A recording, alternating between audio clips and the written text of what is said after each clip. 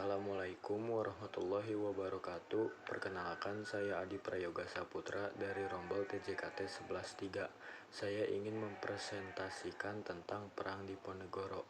Perang Diponegoro yang juga dikenal dengan sebutan Perang Jawa adalah perang besar dan berlangsung selama 5 tahun dari 1825 sampai 1830 di Pulau Jawa, Hindia Belanda. Perang ini merupakan salah satu pertempuran terbesar yang pernah dialami oleh Belanda selama masa pendudukannya di Nusantara, melibatkan pasukan Belanda di bawah pimpinan Jenderal Hendrik Marcus de Kock yang berusaha meredam perlawanan penduduk Jawa di bawah pimpinan Pangeran Diponegoro. Akibat perang ini, penduduk Jawa yang tewas mencapai 200.000 jiwa, sementara korban tewas di pihak Belanda berjumlah 8.000 tentara Belanda dan 7.000 serdadu pribumi. Yang akhir perang menegaskan penguasaan Belanda atas Pulau Jawa. Berkebalikan dari perang yang dipimpin oleh Raden Ronggo sekitar 15 tahun sebelumnya, pasukan Jawa juga mendapatkan masyarakat Tionghoa di tanah Jawa sebagai target penyerangan.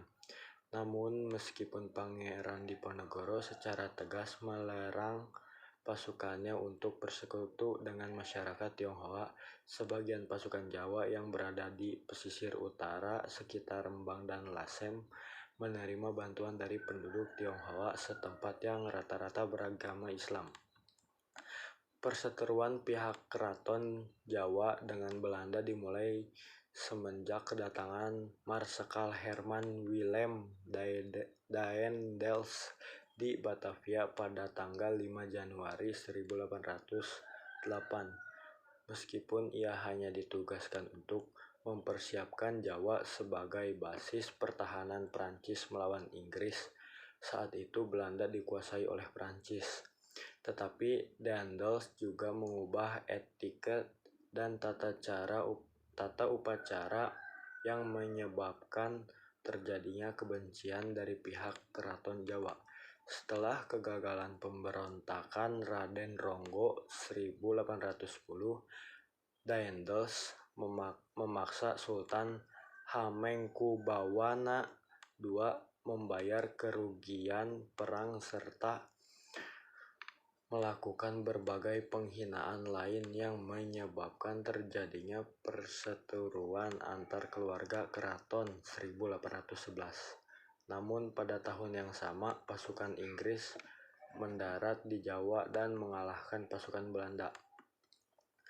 Meskipun pada mulanya Inggris yang dipimpin Thomas Stamford Bingley Raffles memberikan dukungan kepada Sultan Hamengkubuwana II, pasukan Inggris akhirnya menyerbu Keraton Yogyakarta 19-20 Juni 1812 yang menyebabkan Sultan Hamengkubuwana II turun tahta secara tidak hormat dan digantikan putra sulungnya, yaitu Sultan Hamengkubuwana III.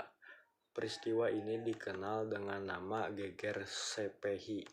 Inggris memerintah hingga tahun 1815 dan mengembalikan Jawa kepada Belanda sesuai isi perjanjian Wina 1814 di bawah Gubernur Jenderal Belanda Van der Capellen. Pada masa pemerintahan Inggris, Hamengkubuwana III wafat digantikan putranya adik tiri Pangeran Diponegoro, yaitu Hamengkubuwana IV yang berusia 10 tahun 1814. Sementara Pakualam I menjadi adipati di Purokadipaten Pakualaman sekaligus wali raja, sedangkan Patih Danurejo III bertindak sebagai wali raja. Pada pertengahan bulan Mei 1825, Smithside memutuskan untuk memperbaiki jalan-jalan kecil di sekitar Yogyakarta.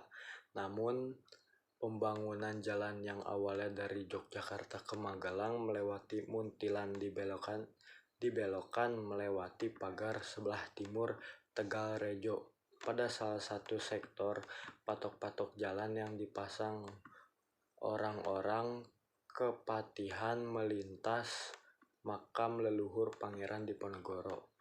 Patih Danureju tidak memberitahu keputusan semisair sehingga Diponegoro baru mengetahui setelah patok-patok dipasang. Perseteruan terjadi antara para petani penggarap lahan dengan anak buah Patih Danurejo sehingga memuncak pada bulan Juli.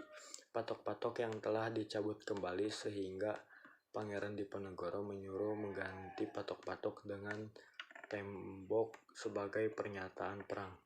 Penyerangan di Tegalrejo memulai perang Diponegoro yang berlangsung selama 5 tahun. Diponegoro memimpin masyarakat Jawa dari kalangan petani hingga golongan priyayi yang menyumbangkan uang dan barang-barang berharga lainnya sebagai dana perang.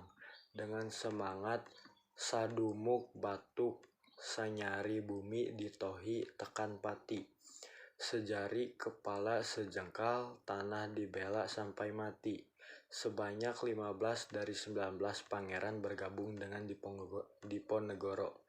Bahkan Diponegoro juga berhasil memobilisasi para bandit profesional yang sebelumnya ditakuti oleh penduduk pedesaan. Meskipun hal ini menjadi kontroversi tersendiri,